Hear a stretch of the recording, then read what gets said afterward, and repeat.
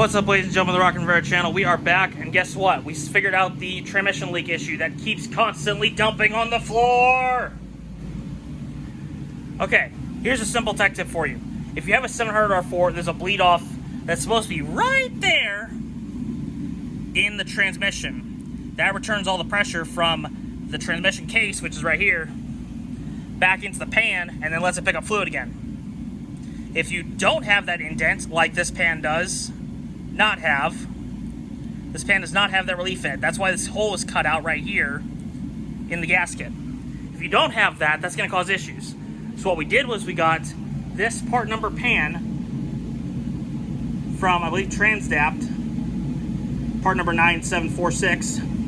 We got that from Sun Racing to replace this, which is this black stamped steel pan, which does, if you look right here, it does have the indent, because I stick my finger in it, it goes lower.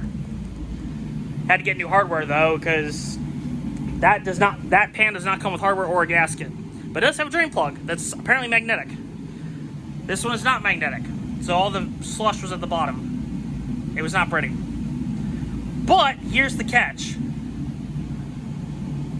Summit mentioned that if it is a pan defect, they will warranty it.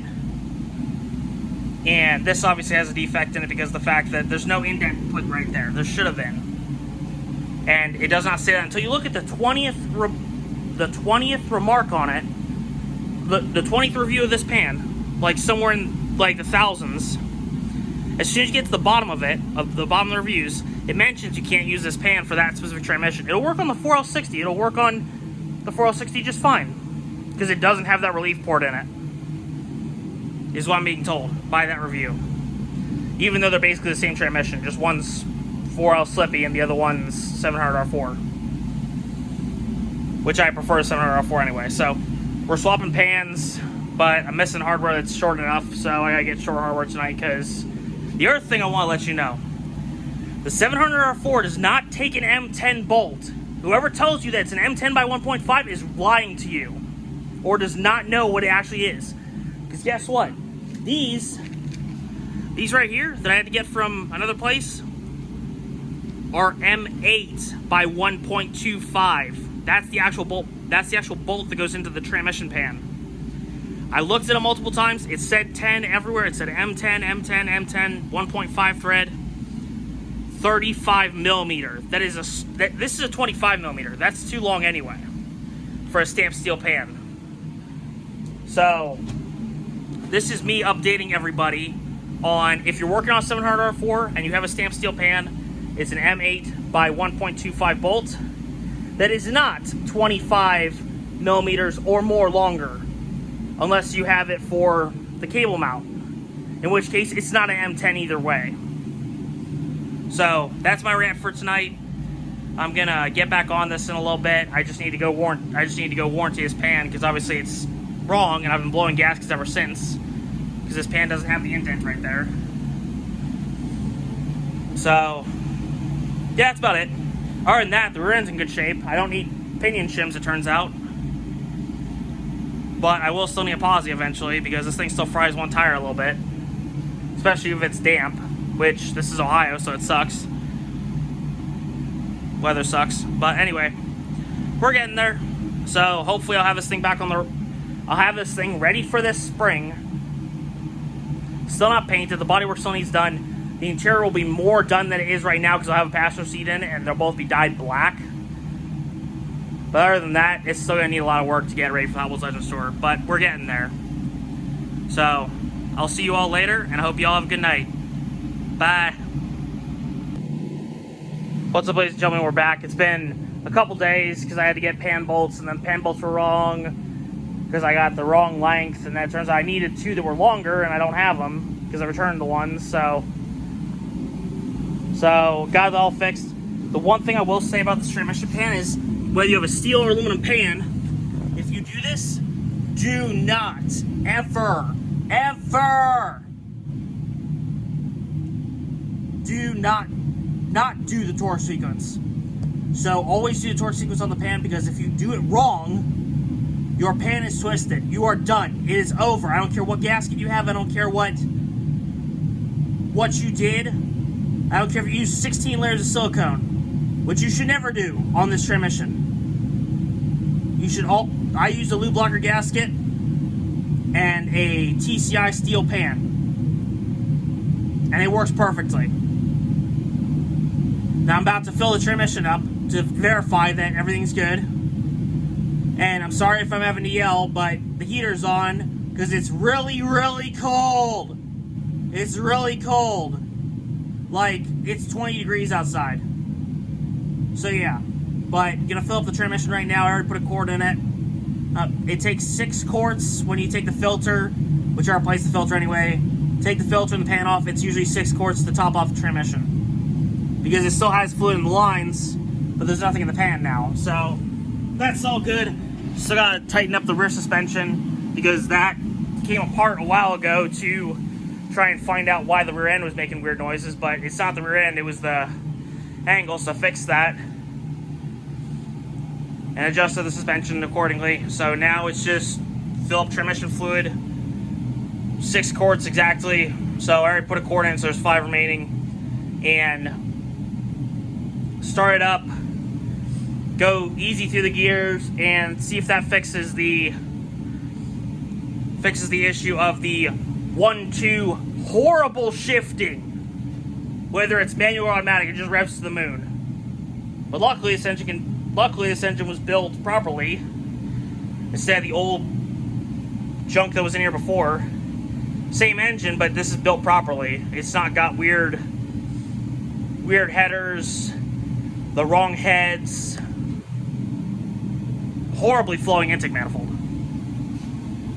like ancient RPM air gap or RPM performer manifold from like the 90s.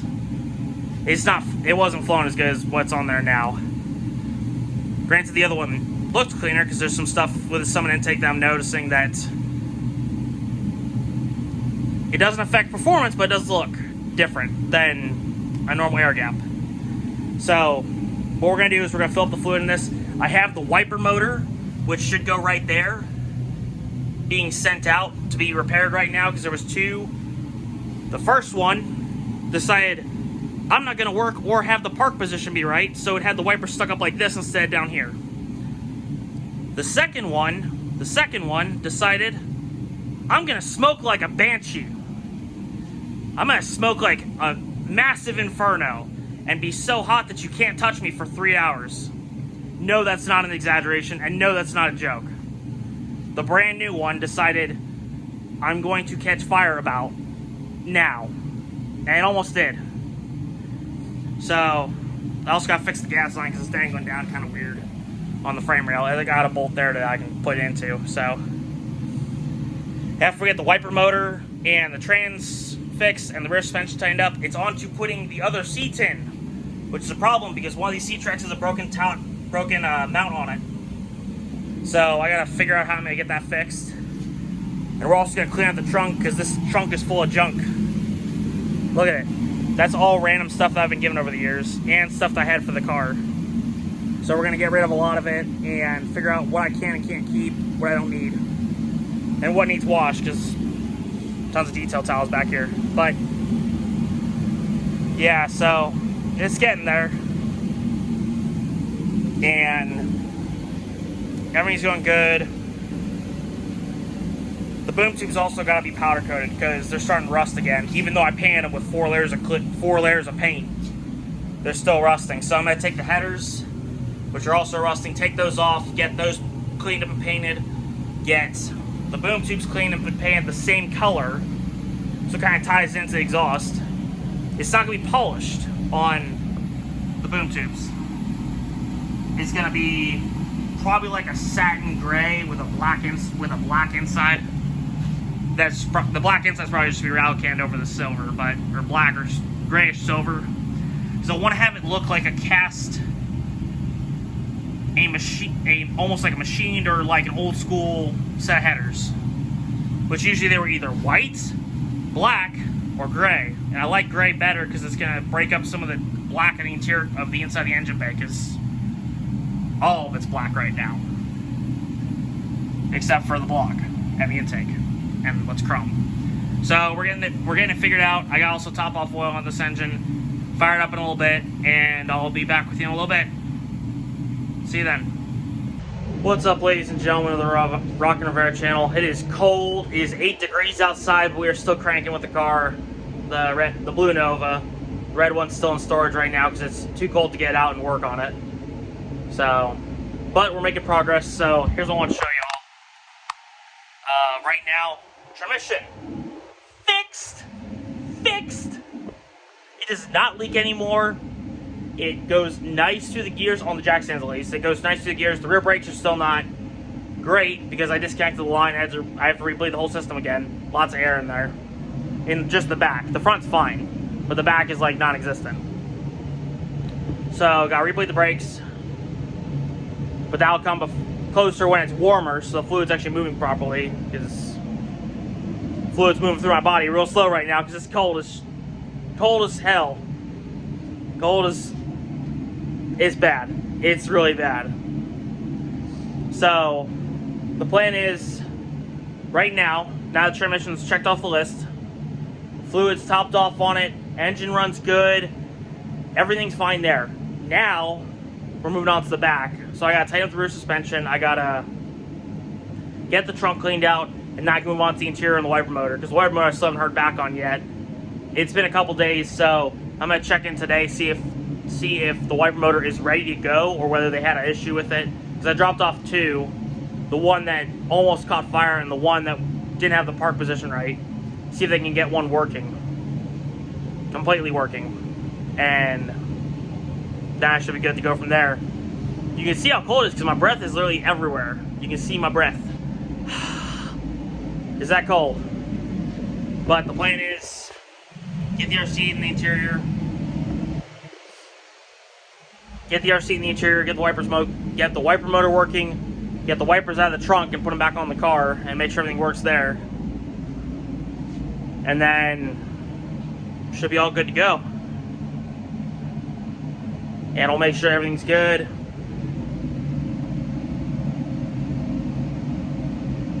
It's moving along. It's just going slow because it's cold. Very cold. But I'm going to take the rear wheels off in a minute. Dial on the rear suspension. Just still needs to tighten up the rest of the way with a torque wrench on the U-bolts, and that's basically it. U-bolts get tightened up. Everything else is all tight. I just got to go through it. So get that all done, and then... God, I'm rambling again.